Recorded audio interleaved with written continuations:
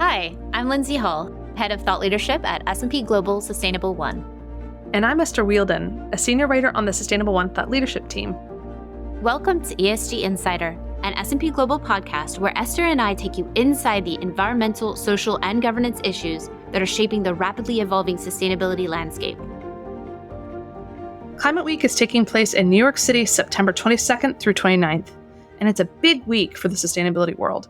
Thousands of stakeholders come together for hundreds of events across the city. All this week, Esther and I are in New York covering many of these events. Today, I'm talking with Sherry Madera, CEO of CDP Worldwide. This is a not-for-profit charity that runs the global disclosure system for investors, companies, cities, states, and regions to manage their environmental impacts. When the organization launched back in 2000, it was called the Carbon Disclosure Project, and it asked companies to disclose their climate impact. Since then, it has broadened its scope to incorporate deforestation and water security, and also to support cities, states, and regions. Sherry took on the CEO role about a year ago, and she sat down with me at CDP's New York offices. Here's our interview. I'm Sherry Madera. I am the CEO of CDP. I am approaching 1 year, so I get to say I'm the new CEO of CDP, at least for the next few days. I started on October 1st of last year, and I came to this role with an eclectic background.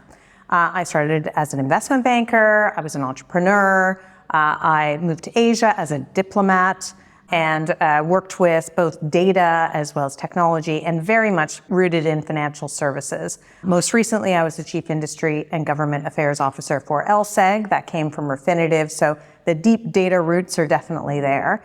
And I moved immediately from MasterCard to CDP when they gave me the chance to have the honor of leading this great institution. So eclectic, and I mention it because I think CDP is a really unique piece of the ecosystem, and it needs to be thought about differently from now forward. Okay, tell me a little bit about what this first year has been like for you. Where have you focused most of your attention? Well, CDP does a lot of things in a lot of places around the world. So focus is something that was thin on the ground as I approached this new role. Thankfully, I have an incredible team around me. We're over 600 people in over 11 offices worldwide, and we're able to really be that world's global disclosure platform, but also have the understanding of what that means locally. And so where have I focused? I've focused on really understanding what only CDP can do. And that's super important at this point because CDP has been around for 24 years. 24! It's incredible. And it's actually time for us to claim and take the win that we started this ecosystem. Climate data being able to be used in the financial industry and many industries wasn't a thing before CDP started. And now we need to think about what does that mean going forward, because we don't need to do everything. In a maturing ecosystem, it means that we should focus on what CDP is here to do. And that's really where I've been focused, is continuing to challenge. Just because we did do it in the past doesn't mean we should be doing it in the future. And how is it that we can build through partnership something that's even more efficient? Okay, so it sounds like you're really in the process of evolution. What does that look like, and where do you see your role in the future? I love that you use the word evolution. I use it a lot, Lindsay. It's evolution, not revolution. Because I think that we all in the climate industry and the sustainability world want revolution. We want things to happen quickly. We want to be able to take decisions that are positive for people and planet quickly. The reality is that CDP is a bedrock of information, and we need to make sure we understand how that evolution is going to continue to drive efficiency. Let's measure twice and cut once. So I'm personally wedded to fast pace. So this has been a hard thing for me to think about all year, but we're ready to really make some changes. And our vision for the future is really to put ourselves in the shoes of our disclosing companies, cities, states, and regions. So over 23,000 companies in the world disclose through CDP. That's over 2/3 of the world's market cap. That includes companies that are part of some of the largest world supply chains. And we need to understand why they do it.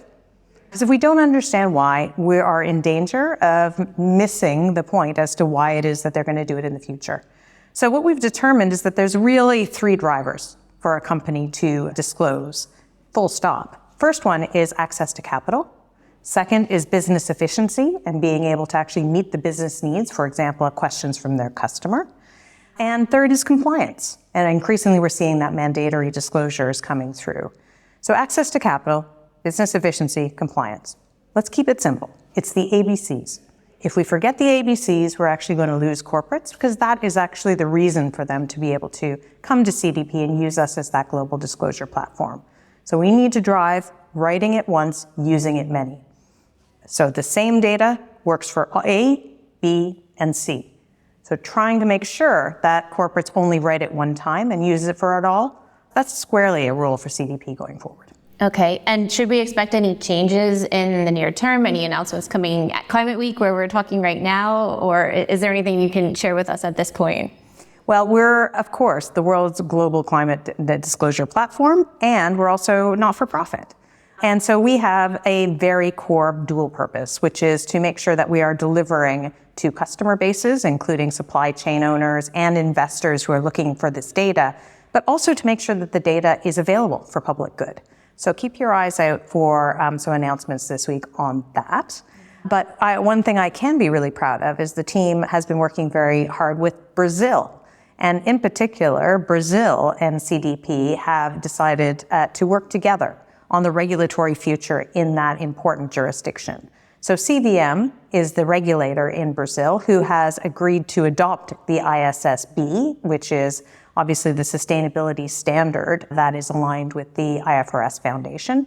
And we're working with them in partnership exclusively to be that data ingress point for the regulator to be able to use that data. I think it's a real testament to the fact that CDP is a global platform that can take that Brazilian company's data and be able to have it used in all the jurisdictions that they work in, and for the buyers that are from around the world that are interested in this data. So we're really excited about that. It's a great proof point of that writing it once and using it many. Okay, and of course, COP30 next year in 2025, the UN's climate change conference is going to take place in Brazil. So I mentioned there'll be a lot of focus on that part of the world. Well, absolutely. And I think that that part of the world, if we're going to sort of make vast generalizations, Latin America is also hosting COP16 in a few weeks' time. And of course, COP16 is the biodiversity side of the COP process. And nature and biodiversity is absolutely on the rise in terms of commentary about how do we as an economy start thinking about how we protect nature, protect biodiversity. And the only way that we know how to do that at CDP is to ask the right questions, get the right data, because what you can measure, you can manage. And that's certainly been our mantra for climate. And frankly, nature data is no different. It's additional insight into thinking about how we protect the planet. And the additionality isn't as much as you might think, Lindsay. CDP is already collecting water data, forestry data, governance data on how impacts on land use. This has been part of our DNA for 10 years. So now that the world is talking about nature, CDP can help, we can contribute. We can support this narrative by talking about what data we already have so that, again, we can make sure that we are lowering the burden and increasing the benefit. Okay, I'm glad you brought up nature and biodiversity because, of course, there is COP16 coming up very soon, hard on the heels of Climate Week NYC. And in general, it's something that's come up more and more in climate events that I've attended. There's more understanding of how these two, climate and nature, are interconnected. But I'll also say that our data at S&P Global indicates that a lot of companies are still pretty early stages when it comes to thinking about a biodiversity strategy or deforestation commitments. Would love to know more about what you're hearing from companies. Yeah, absolutely. I think that you're right. It's on a journey. And deforestation and protecting the forest, there were some pretty high-level pledges that have come out over the course of the last few years, both from UN compacts, but also at the corporate level. And we need the data to be able to understand how those targets are going to be met or missed so that we can course correct and think about how we move that. We have had 10 years worth of forest data. It grows at double digits a year in terms of the number of companies that are submitting that information. This year, CDP created a combined questionnaire, which included forests, water, and our base climate questionnaire, because we saw that these things were not separate. nature and climate is the same. And if we are not protecting nature, we're not protecting overall climate either. And I think that that's something that, it's a bit sad, isn't it, Lindsay, that we're talking about nature now and it feels like it's a layer on top. It's a new thing to talk about. Really, it's too bad we didn't start talking about that at the beginning, because the reality is there are so much overlap already about what data is needed and how it is that we can use the data we already have to be able to understand how that impacts nature and biodiversity. So we're super excited about COP16. I think that some of those biodiversity commitments that were made in Montreal 2 years ago, it's about making sure that we've got that understanding of how you implement that. We're a really proud partner of the TNFD. And again, alignment with TNFD is one of our priorities. And that ISSB, IFRS work is moving into nature and biodiversity. So what we feel is important when we're talking about it is this isn't another big burden. And we need to make sure that we're actually not creating multiple avenues by which questions are being asked. If there's a way for us to be able to be helpful and consolidate that so it can be used in multiple places, where I'm hearing from many, many of the world's leading companies that this would be very welcome. Okay, I'm glad you brought up some of these key acronyms, and I'd like to dive into those a bit more. So many acronyms out there. That's right. So you mentioned TNFD, the Task Force for Nature-Related Financial Disclosures, and also the ISSB, the International Sustainability Standards Board. We'll throw on some more acronyms. There's CSRD, the Corporate Sustainability Reporting Directive out of Europe, among many others. So tell me more about where CDP sits in this landscape. Well, first things first, hurrah that there are more mandatory requirements for disclosure. And CDP has been working on that drumbeat and that need for transparency for 24 years. So we know this in our DNA, that transparency breeds change. And there are some really interesting statistics. It matters because disclosure is the first step to taking action.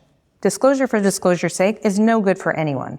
And so when we think about all of our acronyms, our alphabet soup, which is lots of different standards out there, we see CDP as being a part of the ecosystem that can tag the data in a way that allows it to be used in all the different scenarios. Mm-hmm. Let's be simple about this. I like my simple, which is that if you are asking a company about climate data, we can probably guess what some of those key data points are going to be. Scope 1 emissions, Scope 2 emissions, increasingly Scope 3 emissions. Bit more of a challenge to get those right, but certainly these are top questions. Governance questions. How is it that sustainability is being governed within that corporation? Water usage, waste management. Some of these big topics. All of those topics and the questions that are asked and the data that is resulting is being used by investors and your customer and your internal stakeholders and your compliance requirements. So why do you have to answer it multiple times? That is a terrible use of scarce resources. Mm-hmm.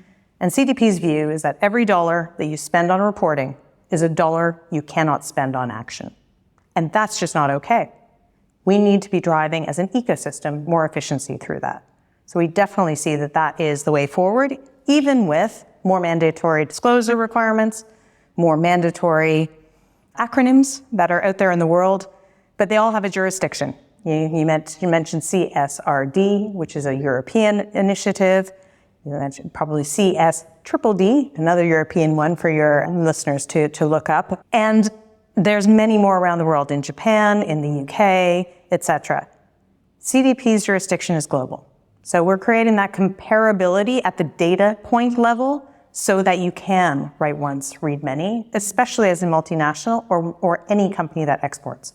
So for someone who's looking at, okay, now here's the ISSB standards, why do we need CDP, basically, to be very blunt? Like, help them understand how those two come together. So ISSB came to CDP and said, we should partner on this. We should think about this because you are the point that is closest to the corporate that has been disclosing for years, and you have the knowledge about how to bring new corporates into the system. So of course, that's something that is absolutely fulfilling our mission. And what we've done is we've fully aligned our questionnaire to ISSB, which means that as of this year, any corporate who answers the questions posed by CDP is in alignment with ISSB. And so why do it? Why not just go straight to ISSB? Well, again, it's this point that if you're going to be writing to CDP, there are multiple uses that you can use for that same piece of data. And as you're thinking about going forward, ISSB is going to be one of your avenues, not all of them. So that, how we work together with ISSB is the fact that we also work with FRAG, who are another acronym, but are the body that creates the standards behind the CSRD in Europe. So being able to tag the same data set twice, 3 times, 5 times, 10 times, that allows us to drive the efficiency across the different markets. Okay, that's really helpful. Thank you. I think some of our listeners are just struggling to get to grips with all the different rules, standards, and reporting frameworks that are out there. Yeah, and I think that there's a lot, and I don't think we should gloss over that. I think that there is an abundance of enthusiasm on being able to ask a lot of questions. And you may not sort of think that this is the logical thing to come from me, but perhaps we should be challenging ourselves as an ecosystem to wonder if we need more data, or if actually what we need is data density. Because there will be some questions, and I mentioned a few earlier, that are going to be across the board of interest to stakeholders and those that are going to take action on the basis of that data. And making sure that we have those data sets comparable, consistent, and comprehensively, and get that density, that may be what we need to unlock a more accelerated action plan globally. And when you talk about the reams of data that are out there, it makes me want to ask about the thing everyone's asking about, which is AI and the role of other new technologies in the work that you do. How do you see that playing in, and is there a potential for it to reduce some of the data collection burden for survey respondents, for example? Yeah, absolutely. This year, CDP has launched a new technical platform. It's been difficult. Any new technical platform, of course, has its bumps along the road. And AI has played a role already in what we're doing, which is to be able to check and see the curious fat finger errors, so to speak.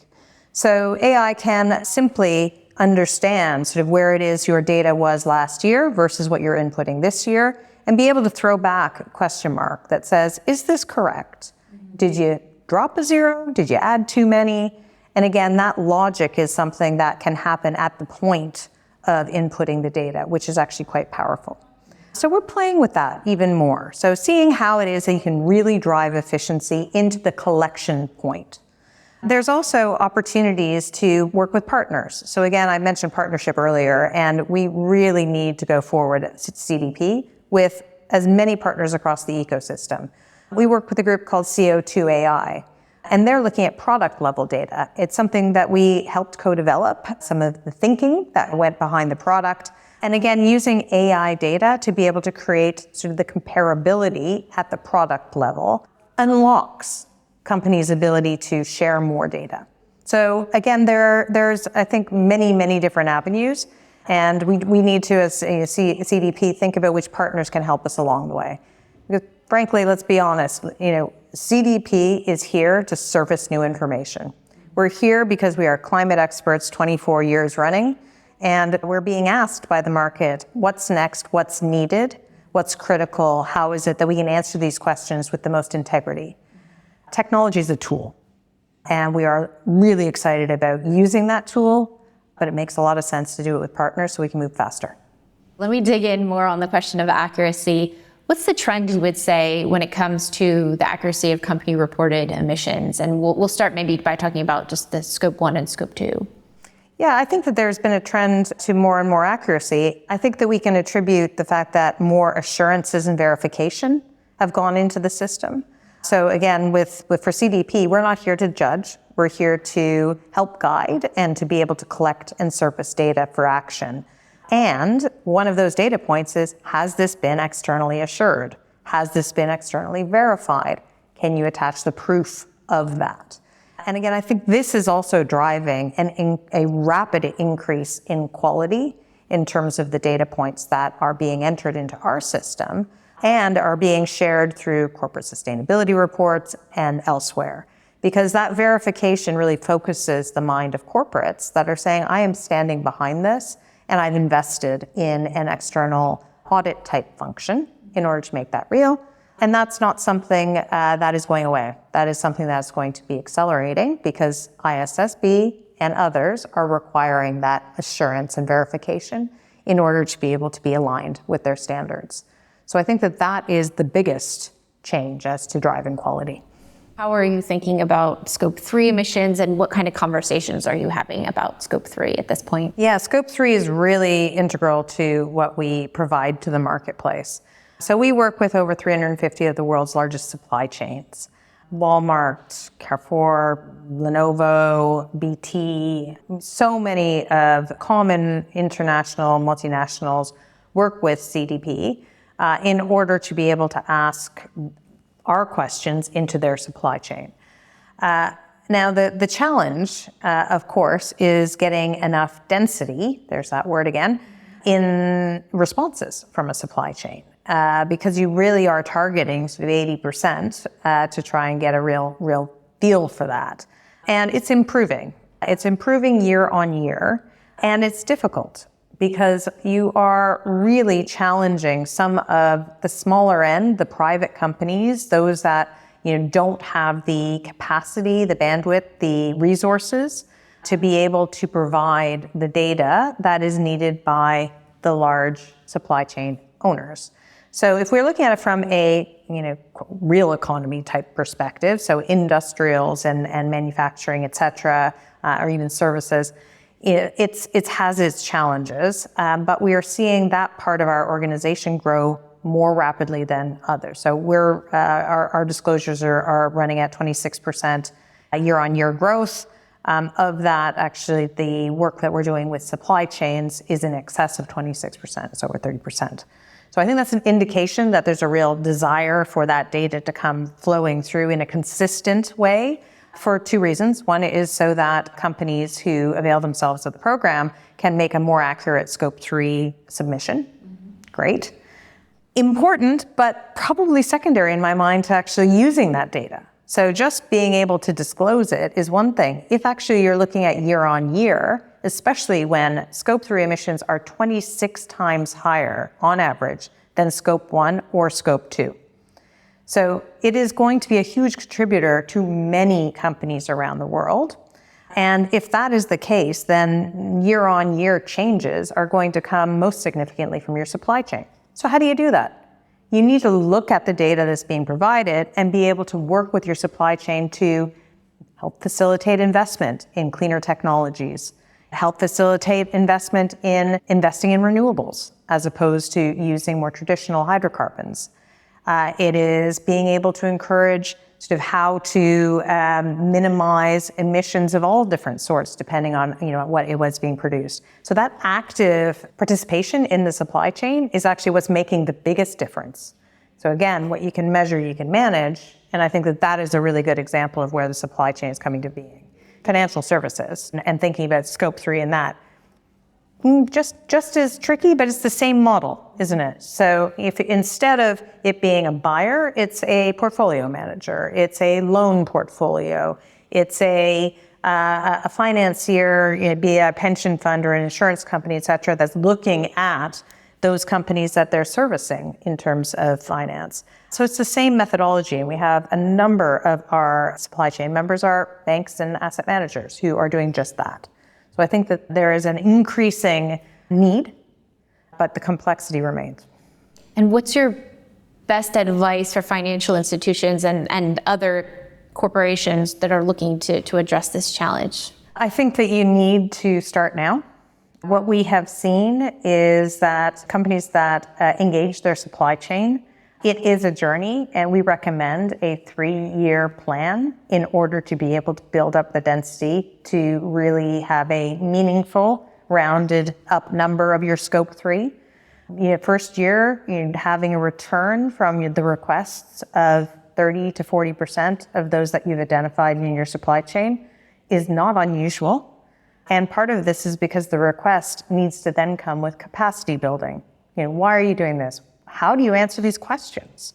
What does this mean? And also, how can you, as a company who's being asked this as a supply chain member, how can you use this data for good? So how can you make this burden into a benefit? How can you start thinking about the data that you're producing and acting on it for your own benefits as well? All of that takes a lot of investment in capacity building.